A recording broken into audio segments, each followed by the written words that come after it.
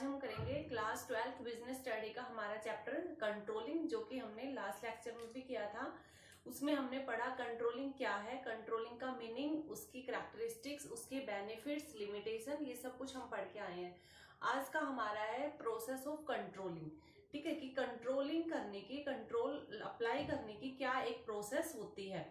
तो process of controlling की बात अगर हम करें तो कंट्रोलिंग के प्रोसेस में वो क्या है, 5 स्टेप से होकर गुजरती है। फर्स्ट है प्रगति परिमापों का निर्धारण, यानी कि इसमें क्या है, देखिए हम अपना, जब हमने देख लिया है कि हाँ भाई हमें हर सिचुएशन को कंट्रोल में रखना है, ठीक है, उसके ऊपर लगातार नियंत्रण रखना है कि कहीं उसमें कुछ वो हमें हमारे ऑब्जेक्ट से इधर उधर ना डाइवर्ट ना हो जाए, इसलिए हम उसके ऊपर क्या करेंगे, उसको हमेशा निगरानी में रखेंगे, उसको हमेशा जो है ऑब्जर्व करते रहेंगे। और जब उसके ऊपर कंट्रोलिंग की बात आती है, कंट्रोल अप्लाई करने की, तो वो एक प्रोसेस के थ्रू किया जाता है। तो उसी प्रोसेस में सबसे पहला स्टेप होता है प्रगति परिमापों का निर्धारण, यानी कि इसमें क्या होता है कि हमें स्टैंडर्ड फिक्स करने पड़ते हैं। ठीक है, यहाँ पर हमें फिक्स करना है क्या, स्टैंडर्ड्स को। ठीक है, प्रगति परिमाप यानी कि स्टैंडर्ड्स को फिक्स करना है। हमारे स्टैंडर्ड्स क्या, स्टैंडर्ड फिक्स में मतलब हमें अपना एक ऑब्जेक्ट, एक गोल फिक्स करना है। जैसे हमने उस बच्चे का एग्जांपल लिया था कि उसने अपना क्या फिक्स किया था, उसको अपने 12th क्लास में मार्क्स चाहिए थे 99%। तो उसने अपना स्टैंडर्ड फिक्स कर लिया, उसने अपना परिमाप फिक्स कर लिया क्या, 99% का। उसी तरह से हर एक बिजनेस ऑर्गेनाइजेशन का एक स्टैंडर्ड फिक्स होता है, एक ऑब्जेक्ट फिक्स होता है कि उसको साल के एंड में इतना लाभ अर्न करना है, या उसको साल के एंड में जो है इतनी यूनिट्स बना के तैयार करनी है, उसका इतना प्रोडक्शन होना चाहिए एंड में। ठीक है, तो ये उसने क्या है, अपने स्टैंडर्ड्स का निर्धारण किया है जो उसको अचीव करना है। तो ये तो फर्स्ट स्टेप हो गया। उसके बाद नेक्स्ट है वास्तविक प्रगति का मापन, यानी कि एक्चुअल जो आया है, एक्चुअल जो रिजल्ट आया है उसको मेजर करना। ठीक है, वास्तविक प्रगति, इनके एक्चुअल जो रिजल्ट है उसको मेजर करना। उसको हम कैसे मेजर करेंगे, उसको टाइम टाइम पर हम ऑब्जर्व करेंगे और देखेंगे कि क्या कुछ रिजल्ट हमें मिल रहा है, हमें क्या आउटपुट मिल रहा है। ठीक है, तो इसलिए यहाँ पर हम टाइम टाइम पर देखते रहते हैं। जैसे एक संगठन ने फिक्स किया है कि एंड में इतने प्रोडक्ट होने चाहिए, यानी कि इतनी क्वांटिटी हमारे पास होनी चाहिए प्रोडक्शन की, तो हम देखते हैं कि क्या हमारी जो प्रोसेस है प्रोडक्शन की वो सही चल रही है या नहीं। उसी तरह से अगर सिंपल एग्जांपल से बताऊं तो एक बच्चे ने ऑब्जेक्ट जो फिक्स किया 99, तो बीच में वो एक्चुअल रिजल्ट देखेगा। ठीक है, वो अपना हाफ ईयरली एग्जाम्स या टेस्ट के थ्रू अपना रिजल्ट देखेगा। ठीक है, या फिर एट द एंड देखेगा, जब 12th क्लास हो जाएगी तब वो एंड में देखेगा कि उसका एक्चुअल में क्या रिजल्ट निकल कर आया है। ठीक है, तो ये हो गया एक्चुअल परफॉर्मेंस को मेजर करना, उसको देखना कि क्या रिजल्ट आया है। नेक्स्ट स्टेप होता है वास्तविक प्रगति की परिमापों से तुलना। एक्चुअल जो रिजल्ट आया है उसको कंपेयर करना है हमने जो फिक्स किए थे स्टैंडर्ड उनके साथ। ठीक है, यानी कि यहाँ पर वास्तविक प्रगति में एक उसका जो एक संस्था का ऑब्जेक्ट था साल के एंड में 1 करोड़ तक का क्वांटिटी हमें बना के तैयार करनी थी, लेकिन वो 1 करोड़ तक नहीं पहुंचा, 80 लाख के तक उसने प्रोडक्शन किया है। ठीक है, उसी तरह से एक बच्चे का जिसका था कि वो 99% लेगा 12th क्लास में, लेकिन उसके आए हैं 95%। ठीक है, तो ये तो हो गया एक्चुअल रिजल्ट। अब थर्ड स्टेप में करेगा वो एक्चुअल का कंपेयर करेगा अपने फिक्स स्टैंडर्ड के साथ। ठीक है, तो उसका जो फिक्स स्टैंडर्ड था उनके साथ वो कंपेयर करेगा। तो कंपेयर करने के लिए वो देखेगा कि मैंने क्या फिक्स किया था। उसने फिक्स किया था 1 करोड़ रुपए का, जो है 1 करोड़ की क्वालिटी का। ठीक है, 1 करोड़ तक की क्वांटिटी हमारे पास एंड में होनी चाहिए एट द एंड। ठीक है, लेकिन उसके पास 80 आया है, तो उसने कंपेयर करा कि हाँ मेरे को 20 करोड़ का अभी भी और प्रोडक्शन करना, कि मेरे को 20 करोड़ का अभी और भी प्रोडक्शन करना था। ठीक है, उसी तरह एक बच्चे ने देखा कि मेरे को 99 लेने थे और मेरा तो सिर्फ 95% तक का रिजल्ट आया है, इनकी उसका 4% कम रिजल्ट आया है। ठीक है, तो यहाँ पे उसने कंपेयर करेगा। कंपेयर करने के बाद जो है उसके पास 2 रिजल्ट होंगे। ठीक है, कंपेयर करने के बाद 2 पॉइंट निकल के आएंगे, या तो पॉजिटिव रिजल्ट निकल के आएगा या नेगेटिव। पॉजिटिव यानी कि एक बच्चे ने जिसने फिक्स किया था 99% मार्क्स और उसके 100% आ जाते हैं, तो ये तो पॉजिटिव है, ये तो अच्छी बात है। ठीक है, उसको आगे और सुधार करने की जरूरत ही नहीं पड़ेगी। बात कब आती है, जब उसका नेगेटिव रिजल्ट निकल कर आता है। तो कंपेयर करने के टाइम पर अगर हम देखते हैं कि हमने जो सोचा उसके कंपेयर में हमने रिजल्ट कम दिया है, तो इसका मतलब हमारा नेगेटिव रिजल्ट है। हमें इसके ऊपर आगे कंट्रोलिंग की आगे की प्रोसेस अपनानी पड़ेगी। और अगर हमारा रिजल्ट पॉजिटिव है, ठीक है, हमने जो सोचा उसके बराबर है या उससे अधिक है, अगर एक बच्चे ने 99 सोचा, 99% मार्क्स आ रहे हैं, तो ठीक है, पॉजिटिव है उसका। ठीक है, उसको आगे हम सुधारेंगे क्या, सुधार करने की जरूरत ही नहीं है। जो फिक्स किया था वो उसने अचीव कर लिया। तो इसलिए यहाँ पर दो रिजल्ट निकल के आ सकते हैं, पॉजिटिव और नेगेटिव। अब उसके बाद नेक्स्ट जो है प्रोसेस का हिस्सा वो है विचलनों का विश्लेषण। जो डायमेंशन आए हैं, जो उतार चढ़ाव आए हैं, जो उसका रिजल्ट में जो गैप आया है, उसका हम एनालिसिस करेंगे, विश्लेषण करेंगे कि आखिर ऐसा क्यों हुआ है। जैसे एक बच्चे के रिजल्ट 90% आते हैं और फिक्स 99 किया था, तो ऐसा क्यों हुआ, किन कारणों से ये डिफरेंस आया है। उसी तरह से एक संगठन, एक संस्था अपना उद्देश्य अगर पूरा नहीं कर पाई है, ठीक है, तो वो क्यों नहीं कर पाई है, क्या कारण रहा है, उसको हम एनालिसिस करेंगे, उसको हम जांच परखेंगे।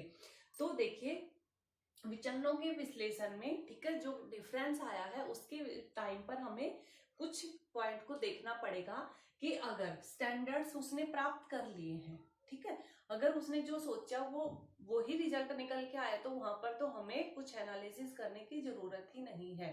ठीक है, क्योंकि कुछ डिफरेंस तो है ही नहीं। उसके बाद है कि अगर कुछ डिफरेंस आया है तो क्या हम उसको एक्सेप्ट कर सकते हैं। जैसे एक बच्चे के 99% के बजाय 97 या 98% मार्क्स आते हैं, ठीक है, तो प्लस माइनस 1% ऊपर नीचे तो चलता है। ठीक है, तो ये एक्सेप्टेबल है, इतना हम स्वीकार कर सकते हैं। 1 करोड़ का हमें एंड में प्रोडक्शन चाहिए था एक ऑर्गेनाइजेशन को, और उसका जो है 97 करोड़ 97 जो है लाख का उसका एंड में प्रोडक्शन हो जाता है। ठीक है, तो यहाँ पर एक बड़ी अमाउंट है 1 करोड़, और 97-8% तक उसका रिजल्ट निकल के आता है, तो भी हम उसको एक्सेप्टेबल कर सकते हैं। ये डिपेंड करता है उस ऑर्गेनाइजेशन के ऊपर कि वो उसकी एक्सेप्ट करने की लिमिट क्या है, वह कितना प्लस माइनस को एक्सेप्ट कर सकता है। ठीक है, जैसे होता है ना, किसी भी हम कोई भी डाटा पढ़ते हैं न्यूज़पेपर में, उसमें भी लिखा होता है ना कि +-1, कि भाई 1-2% ऊपर नीचे हो सकता है, तो ये स्वीकार्य होते हैं, एक्सेप्टेबल होते हैं, इतना डिफरेंस। ठीक है, तो अगर वो जो डिफरेंस आया वो एक्सेप्टेबल है, तो भी हमें कोई एनालिसिस करने की जरूरत नहीं है। आगे है क्या जो डिफरेंस है वो एक्सेप्टेबल नहीं है। अगर डिफरेंस कुछ ज्यादा ही है, यानी कि 99 वाले परसेंट इच्छा रखने वाले बच्चे को मार्क्स आते हैं 88%, 1 करोड़ का जो हमने सोचा था प्रोडक्शन हो जाए और उसका होता है 80, ठीक है, 80 लाख है, तो वहां पर हम इतना डिफरेंस तो एक्सेप्ट नहीं कर सकते। तो जहां पर जो डिफरेंस है उसको अगर हम एक्सेप्ट नहीं कर सकते हैं, तो वहां पर हमें क्या करना पड़ेगा, स्टैंडर्ड्स के ऊपर दोबारा से पुनर्विचार करना पड़ेगा, रिजल्ट्स को एनालिसिस करना पड़ेगा कि ऐसा क्यों हुआ है, किस कारण से हुआ है। और अगर उसमें ये निकल के आता है कि हमारे स्टैंडर्ड ही कुछ ज्यादा हाई रख रखे थे, अगर हम पूरा कोशिश करते तब भी इतने हाई स्टैंडर्ड्स को प्राप्त नहीं कर सकते थे, तो हो सकता है कि इस टाइम पर आके हमें अपने स्टैंडर्ड्स को भी वापस से फिक्स करने की जरूरत पड़ जाए। ठीक है, और अगर स्टैंडर्ड ठीक थे, हमारे एफर्ट्स में कुछ कमी रह गई है, तो हम अपने एफर्ट्स को ठीक करेंगे। ठीक है, तो यहाँ पर 3-4 ऑप्शन हो सकते हैं। जब हम एनालिसिस करने पर बैठेंगे तब हमारे पास निकल के आएंगे कई पॉइंट्स कि क्या रिजल्ट्स निकल के आया है, एक्सेप्टेबल है, नहीं है, ठीक है, या फिर हमें कुछ इम्प्रूव करना है, अपने स्टैंडर्ड्स को चेंज करना है, क्या कुछ। तो ये चीजें तो तभी निकलेंगे जब हम किसी चीज को एनालिसिस करेंगे, उसको जांचेंगे, परखेंगे। ठीक है, उसके बाद नेक्स्ट स्टेप आता है सुधारात्मक कार्यवाही करनी, यानी कि अगर हमारे डिफरेंसेस बहुत ज्यादा हैं, ठीक है, तो हमें अपने उसको कार्यशैली को सुधारना पड़ेगा। तभी तो हम अपने ऑब्जेक्ट तक पहुंच पाएंगे। तो अब हैंड में हमें सुधार करना है अपने कार्य प्रणाली में। तो उसमें हम क्या देखेंगे कि अपने जो कार्य हम कर रहे थे, जिस भी प्रोसेस से, जिस भी मेथड से, उसको सुधारना है, क्योंकि डिफरेंसेस आ रहे हैं। सुधारने के टाइम पर हमारे पास 2 पॉइंट हो जाएंगे कि हमें 2 पॉइंट्सों को ध्यान रखना है। ठीक है, रुको। ठीक है, हमें 2 पॉइंट्स को ध्यान रखना है कि एक तो अपनी कमी को दूर करना। ठीक है, कमी को दूर करना है, इनकी जो भी हमारी कमी निकल कर आई है, ठीक है, जो भी हमें पता चला है कि नहीं हमारी ये कमी थी, हमने महंगा सामान खरीद लिया, हमने वर्कर्स के ऊपर ध्यान नहीं दिया, मशीनों की टूट फूट हुई, ठीक है, मतलब कुछ भी कमी हो सकती है ऑर्गेनाइजेशन की, तो हमें उन कमियों को अब दूर करना होगा ताकि फ्यूचर में वो कमियां वापिस से रिपीट ना हो। ठीक है, और दूसरा, सुधार करने के टाइम पर हम और क्या एक्शन ले सकते हैं? हम एक्शन ले सकते हैं कि भविष्य में इन कमियों की दोबारा से रिपीट ना हो। तो 2 चीजें कर सकते हैं, एक तो जो हमारे पास कमियां निकल कर आई हैं उनको ठीक करना, और दूसरा ये भी हम डिसाइड करें कि यही चीजें, यही गलतियां दोबारा से फ्यूचर में ना दोहराई जाए। ठीक है, तो सुधार के टाइम पर हमारे पास ये 2 ऑप्शन हो जाएंगे। तो ये थी हमारी पूरी कंट्रोलिंग की प्रोसेस, यानी कि सबसे पहले स्टैंडर्ड को फिक्स करो, उसके बाद एक्चुअल क्या रिजल्ट आया है उसको देखो, फिर एक्चुअल को स्टैंडर्ड के साथ कंपेयर करो। ठीक है, और उसके बाद जो डिफरेंसेज आए हैं उनको एनालिसिस करो कि वो किस वजह से आए हैं, और अगर उसके बाद कुछ सुधार की गुंजाइश है तो सुधार अप्लाई करो। ठीक है, ये था हमारा कंट्रोलिंग की पूरी प्रोसेस। उसके बाद हमारा पॉइंट्स आता है टाइप्स ऑफ स्टैंडर्ड्स। ठीक है, कि स्टैंडर्ड्स किस टाइप्स के होते हैं, कितने प्रकार के होते हैं, क्योंकि हमने फर्स्ट में पहला ही पॉइंट किया था प्रोसेस में कि सबसे पहले हमें स्टैंडर्ड्स को फिक्स करना पड़ेगा। तो वो स्टैंडर्ड्स कितनी तरह के होते हैं? तो मेनली हमारे स्टैंडर्ड्स होते हैं 2 तरह के, क्वालिटेटिव और क्वांटिटेटिव, जो कि हमने लास्ट लेक्चर में भी एक छोटा सा पॉइंट किया था इसके ऊपर। क्वांटिटेटिव यानी कि जिसको हम संख्या में मेजर कर सकते हैं, जिनको हम नाप सकते हैं, जिसको एक हम डाटा में रिप्रेजेंट कर सकते हैं कि 1 करोड़, 1 लाख, 90%, 99%, इनके जिनको हम कैलकुलेट कर सकते हैं, उस तरह के अगर हम स्टैंडर्ड फिक्स करते हैं तो वो हो जाते हैं क्या? Quantitative standards. अब आते हैं क्वालिटेटिव। ठीक है, इनके जिस रिजल्ट्स को, ठीक है, जिन पॉइंट्स को हम नंबर नहीं दे सकते हैं, ठीक है, उसको, जिस प्रोग्रेस को, जिस कार्य को हम नंबर नहीं दे सकते हैं, उनको कैलकुलेट करने के लिए जो स्टैंडर्ड फिक्स किए जाते हैं उनको बोलते हैं क्वालिटेटिव। जैसे हमने एक एग्जांपल लास्ट में किया था कि हमें देखना है कि हमारे जो एम्प्लॉइज हैं, ठीक है, संस्था के, वो संस्था से कितने जुड़े हुए हैं, उनका संस्था के प्रति क्या लगाव है, वो पॉजिटिवली जुड़े हुए हैं या उनका संस्था के प्रति कोई लगाव ही नहीं है। तो ये हम नंबरों में तो नहीं नाप सकते कि 80 नंबर आएंगे, 90 नंबर में पता चल जाएगा कि हम कैसे नंबर देंगे। तो उसके लिए हम क्या करेंगे, हम और पॉइंट से देखेंगे कि कर्मचारी में कितना अनुशासन है, ठीक है, कितने झगड़े हो रहे हैं संस्था में, या फिर कर्मचारी कितना छोड़ के जा रहे हैं, ठीक है, उनका अब्सेंस क्या है, वो हमारे काम को कितने, 1 महीने में कितने एम्प्लॉय हमारे काम को छोड़कर जा रहे हैं, ये सब कुछ चीजें देखेंगे। और अगर ये सारी चीजें पॉजिटिव रिजल्ट देती है कि कम झगड़े होते हैं, एम्प्लॉय भी जल्दी से काम को नहीं छोड़कर जा रहे हैं, डिसिप्लिन में रहते हैं, तो इसका मतलब कर्मचारियों का अपने उस संस्था के प्रति लगाव है। तो इस तरह के, जब हम इस तरह की चीजों को कंट्रोल करने की कोशिश करते हैं तो वहां पर हम जो है रिजल्ट्स को आंकड़ों में नहीं नाप सकते हैं। तो वहां पर हमें जो हम स्टैंडर्ड फिक्स करते हैं वो क्वालिटेटिव होते हैं, यानी कि हम क्वालिटी के बेस पर देखते हैं, जो कि हमने इसमें देखा कि कितने झगड़े हो रहे हैं, डिसिप्लिन में रहते हैं या नहीं रहते हैं। तो इस तरह से हमारे स्टैंडर्ड 2 तरह के हो जाते हैं, क्वालिटेटिव और क्वांटिटेटिव। उसके बाद आती है स्टैंडर्ड्स का आधार।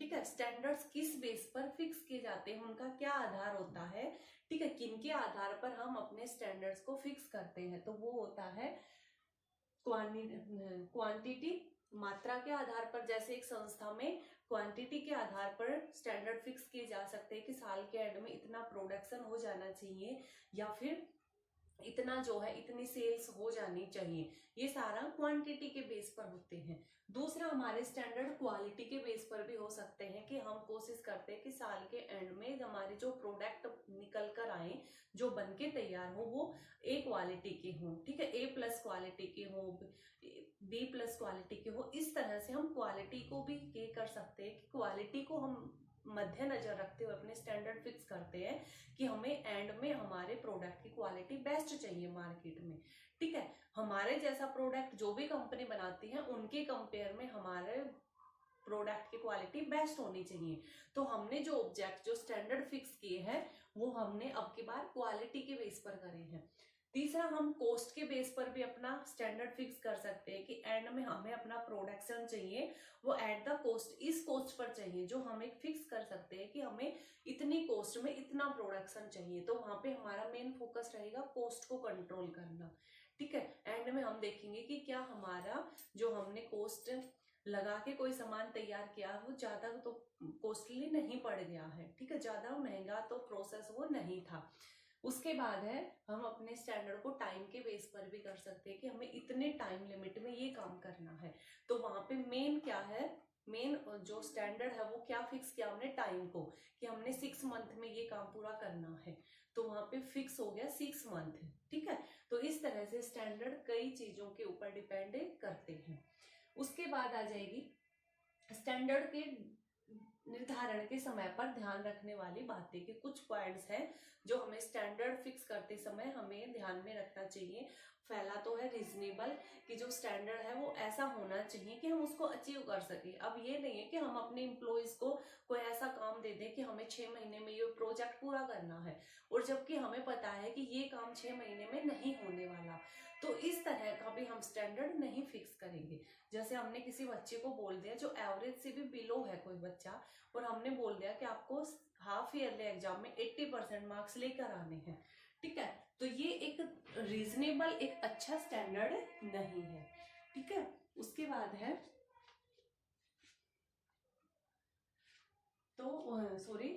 उसके बाद है कि एक जो स्टैंडर्ड हम फिक्स करें वो एक अच्छा होना चाहिए, रीजनेबल होना चाहिए। उसके बाद है मेजर, मापने योग्य, यानी कि जो स्टैंडर्ड हमने फिक्स किए हैं वो मापने योग्य होना चाहिए, मेजर करने योग्य होना चाहिए, तभी तो हम देख पाएंगे अपने उसको रिजल्ट्स को कि हमने जो डिसाइड किया था, ठीक है, जो हमने डिसाइड किया था क्या वो रिजल्ट हमने प्राप्त किया है या नहीं किया है। तो जो हम स्टैंडर्ड फिक्स करें वो मापने योग्य होने चाहिए। उसके बाद है लोचपूर्ण, फ्लेक्सिबल, यानी कि अगर कभी कुछ ऐसी जो है ऐसी सिचुएशन आ जाती है जिसमें हमने जो स्टैंडर्ड फिक्स किए वो हम फुलफिल नहीं कर पाएंगे, ठीक है। जैसे इस टाइम पर, कोरोना के टाइम पर, ठीक है, इस साल क्योंकि क्लासेस नहीं लग रहे, स्कूल्स नहीं है, तो एक बच्चा जिसके पास मतलब फोन नहीं है, ठीक है, इंटरनेट नहीं की फैसिलिटी नहीं है, और उसने गोल फिक्स कर रखा 99% मार्क्स, तो वो शायद पॉसिबल नहीं होगा। तो इसलिए जो उसका स्टैंडर्ड है वो भी फ्लेक्सिबल होना चाहिए, क्योंकि अकॉर्डिंग टू सिचुएशन हमें कई बार अपने ऑब्जेक्ट्स को चेंज भी करना पड़ सकता है। जैसे किसी ऑर्गेनाइजेशन ने कुछ फिक्स किया था साल के एंड में कोई प्रोजेक्ट कंप्लीट करना, लेकिन कुछ सर्कमस्टांसिस की वजह से कुछ ऐसे काम जो है सिचुएशन आ जाती है कि हमारा काम रुक जाता है कई दिनों तक, तो हम उस टाइम पीरियड में वो नहीं अचीव कर पाएंगे। इसलिए हमें अपने स्टैंडर्ड को थोड़ा सा चेंज करना पड़ेगा। अब हमें अपना या तो टाइम बढ़ाना पड़ेगा या ज्यादा वर्कर्स को लेके आना पड़ेगा। तो इसलिए जो स्टैंडर्ड है वो फ्लेक्सिबल होने चाहिए ताकि सिचुएशन के अकॉर्डिंग उसमें थोड़ा बहुत चेंज हो सके। उसके बाद है इजी होने चाहिए और क्लियर होने चाहिए। जो भी स्टैंडर्ड हम फिक्स करें वो सबको समझ में आ जाए और स्पष्ट होना चाहिए, उसमें कोई ये नहीं होना चाहिए कि बता कुछ रखा है और करवा कुछ और रहे हैं, ठीक है। तो ये थे हमारे स्टैंडर्ड्स को के टाइम पर ध्यान में रखने वाले मेन पॉइंट्स। उसके बाद है विचलन की सहन सीमा, ठीक है। जैसे हमने यहाँ पर पॉइंट पढ़ा था कि विचलनों का विश्लेषण की जो डायमेंशन आता है, जो डिफरेंसेज आते हैं, ठीक है, वो डिफरेंसेज हमने देखा है कि यहाँ पर कुछ डिफरेंसेज ऐसे हैं जिनको हम सहन कर सकते हैं, छोड़ सकते, इग्नोर कर सकते हैं, और कुछ को नहीं कर सकते। तो वही ये पॉइंट है कि विचलन की सहन सीमा क्या है। तो विचलन की एक सीमा के अंदर अगर है तो इन्हें अनदेखा किया जा सकता है। इनकी हर एक संस्था की एक लिमिट होती है जो वो डिसाइड कर सकती है कि अगर प्लस माइनस, ठीक है, अगर प्लस माइनस 1 या 2% का कुछ ऊपर नीचे होता है तो हम इसको एक्सेप्टेबल है, ठीक है, इसको हम एक्सेप्ट कर लेंगे, इग्नोर कर देंगे। तो ये होगी विचलन की वो सीमा जो उस ऑर्गेनाइजेशन ने फिक्स कर रखी है कि हाँ ठीक है, इतने डिफरेंसेस को हम इग्नोर कर सकते हैं, ये सहन हम कर सकते हैं।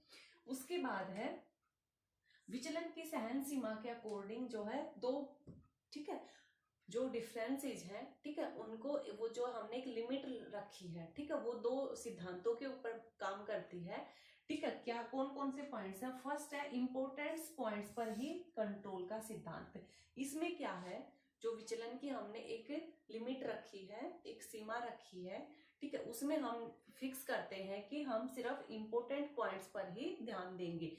मतलब कि अगर कुछ डिफरेंसेज आते हैं संस्था में, जो रिजल्ट्स है उस रिजल्ट्स में कुछ डिफरेंसेज आता है, तो अगर वह जो डिफरेंस है, वह जो अंतर है, वो किसी मेन एक्टिविटी से रिलेटेड है, किसी मेन यूनिट से रिलेटेड है जो हमारे लिए बहुत इंपॉर्टेंट है, तो हम उस पर फोकस करेंगे। अगर कोई छोटा मोटा डिफरेंसेज आ रहा है और वो इतनी इंपॉर्टेंट हमारे लिए नहीं है, ठीक है, तो हम उसको इग्नोर कर सकते हैं। जैसे कि यहाँ पर एक एग्जांपल दूं आपको, एक स्टूडेंट है, उसने चलो अपना सोचा था 99% रिजल्ट आना, लेकिन उसके 98% आए हैं, और जबकि जो एसएस का सब्जेक्ट है उसमें उसके जो है बहुत ही कम मार्क्स आए हैं 50, और बाकी सभी में अच्छे मार्क्स आए हैं, ठीक है।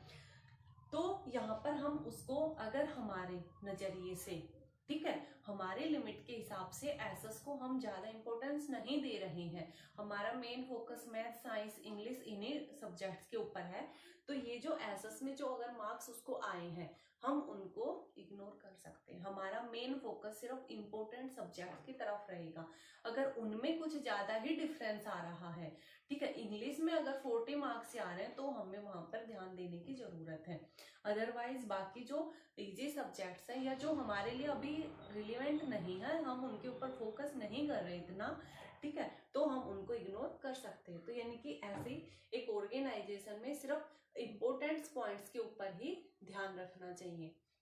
नेक्स्ट है हमारा अपवाद के द्वारा प्रबंध का सिद्धांत। इसमें क्या होता है कि सिर्फ इंपॉर्टेंट जो डिफरेंसेस आते हैं उन्हीं के ऊपर हमें एक्शन लेना चाहिए, जो छोटे मोटे डिफरेंसेस आते हैं उनको इग्नोर कर देना चाहिए, या उनको जो सबॉर्डिनेट्स होते हैं, जो कर्मचारी होते हैं, उनको सौंप देना चाहिए कि भाई ये ऐसा कुछ डिफरेंसेज आया है, आप देखिए हम इसके ऊपर क्या एक्शन ले सकते थे ताकि हमारा जो है ये लॉस ना होता। तो इसमें क्या होता है कि हमारा जो मैनेजमेंट रहती है उसका फोकस उन मेन जो डिफरेंसेस हैं उन्हीं के ऊपर फोकस होकर रह जाता है, और वो उसी को ऊपर काम करते हैं, तो वहां पे उनका पूरा फोकस उसी इम्पोर्टेंट काम के ऊपर रहता है, तो वो अच्छा रिजल्ट निकल के आता है। तो यहाँ पर हमने क्या किया, अपवाद के द्वारा प्रबंध का सिद्धांत अप्लाई किया कि मेन एक्टिविटीज, मुख्य कार्य उच्च प्रबंधक, जो मेन मैनेजमेंट टीम होती है वो सिर्फ उन्हीं के ऊपर फोकस करेगी। अगर कुछ एक छोटी इकाइयों में कुछ डिफरेंसेज आ रहे हैं तो उनको सबॉर्डिनेट्स, छोटे कर्मचारियों को सौंप दिया जाता है, वो उसके ऊपर फोकस कर लेती हैं, ठीक है। तो ये था हमारा कि जो एक डायमेंशंस की लिमिट रखी है, जो एक विचलन है उनका जो भी लिमिट है वो क्या है, जो डिफरेंसेज है उनकी। उसके बाद है इसके क्या लाभ है, इन दोनों पॉइंट्सों के थ्रू जो हम फोकस करते हैं सिर्फ इंपॉर्टेंट पॉइंट्स का, उनका क्या लाभ है। उसका क्या लाभ रहता है, एक तो हमारा टाइम बच जाता है, एक हमारे एफर्ट्स बच जाते हैं, यानी कि हम सिर्फ मेन पॉइंट्स के ऊपर, सिर्फ मेन डिफरेंसेस को ही मद्देनजर रखते हुए काम करेंगे। छोटे मोटे डिफरेंसेस हैं, ठीक है, एक्सेप्टेबल हैं, या हमने कर्मचारियों को सौंप दिया, आप देखिए, तो हमारा समय बचता है, उस संस्था का समय बचता। अगर वो हर एक छोटे से भी डिफरेंस को लेकर चलेगी तो वो उसी में उलझ कर रह जाएगी, इसलिए उसको उसका टाइम बचता है अगर वो सिर्फ इम्पोर्टेंट पॉइंट्स को लेकर ही चले तो। उसके बाद है महत्वपूर्ण क्षेत्रों पर ध्यान, क्योंकि इसमें वो छोटे छोटे भागों में नहीं बढ़ते, छोटे छोटे कार्यों के ऊपर अपना फोकस नहीं करती है, उसका पूरा ध्यान अपने इम्पोर्टेंट सेक्टर के ऊपर ही रहता है, इसलिए वह उनको पूरा टाइम दे पाती है। उसमें कुछ डिफरेंस आते हैं तो वह उसके ऊपर पूरा फोकस करती है। उसके बाद है कि छोटी छोटी ये जो छोटी छोटी प्रॉब्लम्स थी, ये जो डिफरेंसेस आ रहे थे हमारे, इनको अगर हम सबॉर्डिनेट्स को दे देते हैं तो उनका भी मनोबल बढ़ता है, वो भी मोटिवेट होते हैं, क्योंकि उन्हें लगता है कि यार मेरे को तो एक अच्छा खासा इंपॉर्टेंस मिल रही है। तो हर एक व्यक्ति को होता ना कि अगर कोई हमें जिम्मेदारी सौंपता है तो हम फील करते हैं ना कि यार इसने मेरे ऊपर इतना भरोसा किया है, ठीक है, तो वो मोटिवेट होता है काम करने के लिए। तो ये उसके कुछ एक बेनिफिट्स हैं अगर हम इन प्रिंसिपल्स के थ्रू काम करते हैं तो। उसके बाद है हमारे प्रमापों के क्या कारण हैं, ठीक है, सॉरी, जो विचलन्स होते हैं, ठीक है, जो भी हमारे ये जो डिफरेंसेस आते हैं, जो हमारा रिजल्ट अच्छा नहीं आता है, ठीक है, तो इनके क्या कारण है, किस वजह से हमारे ये जो विचलन आते हैं, तो उसमें किस वजह से हमारा एक्चुअल रिजल्ट हमारे फिक्स किए हुए रिजल्ट्स के अकॉर्डिंग नहीं आता है, तो उसके पीछे के कारण होते हैं मानवीय कारण होते हैं, मेनली जो मनुष्य के द्वारा जो निकल के आते हैं उनमें हम बांटते हैं, उनके अकॉर्डिंग आते हैं अनिश्चित घटनाएं, कि कई बार कुछ ऐसी घटनाएं हो जाती है जो पहले से हमें नहीं पता होती, अगर पहले से हमें पता होती तो हम उसी के अकॉर्डिंग स्टैंडर्ड फिक्स कर लेते, लेकिन जैसे कई बार क्या हो जाता है कि कुछ हड़ताल हो जाती है या फिर कुछ डैमेज हो जाता है, आग लग जाती है, ये कुछ ऐसी अनिश्चित चीजें होती हैं जिनकी वजह से भी हमारा रिजल्ट हमारे अकॉर्डिंग नहीं आ पाता है। जैसे एक बच्चा बीमार हो जाता है तो ये उसके हाथ में तो नहीं था, उसको क्या पता था कि मैं एट द एंड फरवरी में जो है फरवरी के एंड में बीमार हो जाऊंगा, तो उसकी तो पूरा जो साल उसने मेहनत करी है वो इफेक्ट तो होगी, ठीक है। तो ये कुछ ऐसे कारण होते हैं जिनकी वजह से ये डिफरेंस आ जाता है। उसके बाद है और भी अलग अलग तरह की कई रुकावटें पैदा हो जाती हैं, जैसे किसी दिन वो एग्जाम में हो सकता है उसको कुछ ट्रांसपोर्ट ना मिला हो, वो लेट पहुंचा हो एग्जाम के टाइम पर, उसको टाइम कम मिला हो। उसी तरह एक संगठन में भी अलग अलग रुकावटें हो जाती हैं कि कर्मचारियों के साथ हो सकता है एम्प्लॉयज का कुछ झगड़ा हो गया हो, ठीक है, कुछ मनमुटाव हो गया हो। रुको बेटा, उसके बाद है कुछ गलत प्रमाप, ये भी हो सकता है कि हमने जो स्टैंडर्ड फिक्स किए थे, ठीक है, वो ही गलत हो, तो इसलिए अगर हमारे फिक्स किए हुए स्टैंडर्ड ही गलत है तो डिफरेंस से जाना जाहिर सी बात है। तो इसलिए हमें अपने हर एक पॉइंट को फोकस रखना पड़ेगा।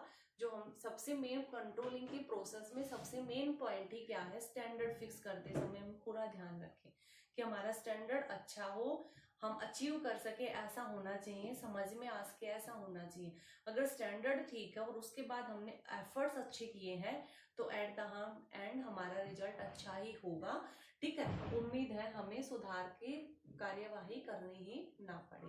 तो ये था हमारा आज का चैप्टर, प्रोसेस ऑफ कंट्रोलिंग, की क्या एक प्रोसेस होती है चीजों को कंट्रोल करने की, ठीक है। उम्मीद आपको समझ आ गया होगा।